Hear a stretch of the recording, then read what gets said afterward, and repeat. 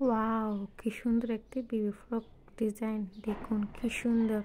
Hello সবাইকে নমস্কার। আজকে আমি দেখাবো কিভাবে এই সুন্দর ফ্রকটি কাটিং করেছি।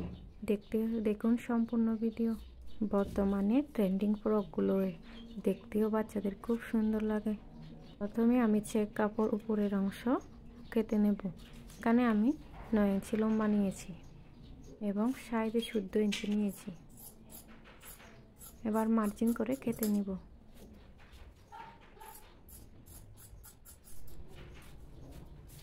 এরপর একটা কাপড় একটু ছোট আর একটা একটু বড় করে কেটে নেব। সামনের অংশটা 13 ইঞ্চি এবং পিছনের অংশটা একটু বাড়তি রাখবো, কারণ পিছনে আমি চেইন দেব। এভাবে সমান করে 4 ভাঁজে ভাঁজ করে নেব।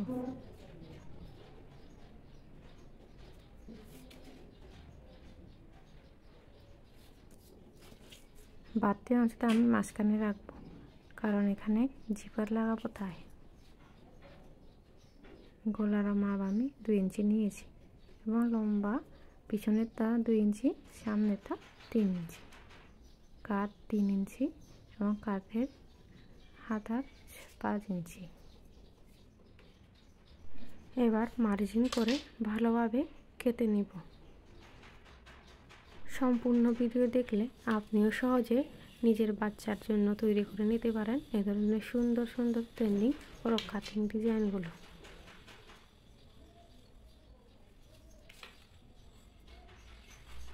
এটি আমি 1 বছরের বেবির জন্য তৈরি করছি। এটা 1 থেকে 2 বছরের বেবিদের জন্য। এভাবে সুন্দরভাবে কাটিং করে সেলাই করতে পারেন আপনার সোনামণির জন্য।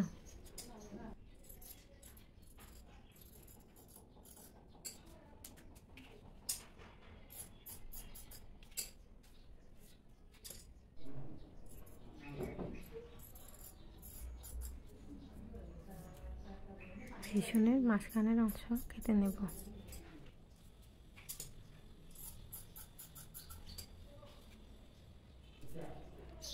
এইভাবে পিছনের বাড়তি অংশ ভাঁজ করে নেব। এবার ফ্রকের নিচের অংশ কাটিং করব।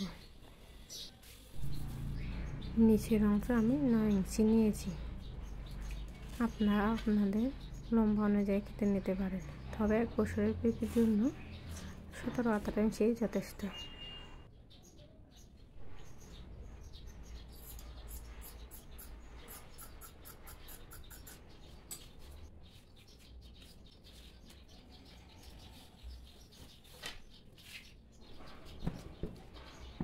এবার নিচে ঝালওয়াল দেওয়ার জন্য আমি 3 ইঞ্চি পরিমাণ কাপড় কেটে নেব।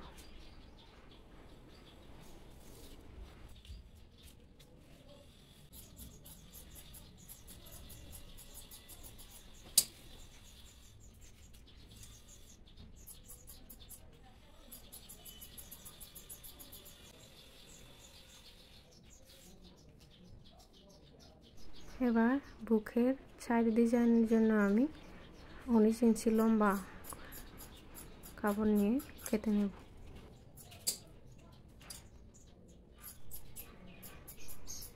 ঠিক এভাবে কাটিং করে ফেলুন আপনার সোনামণির জন্য সুন্দর ফ্রক ডিজাইন।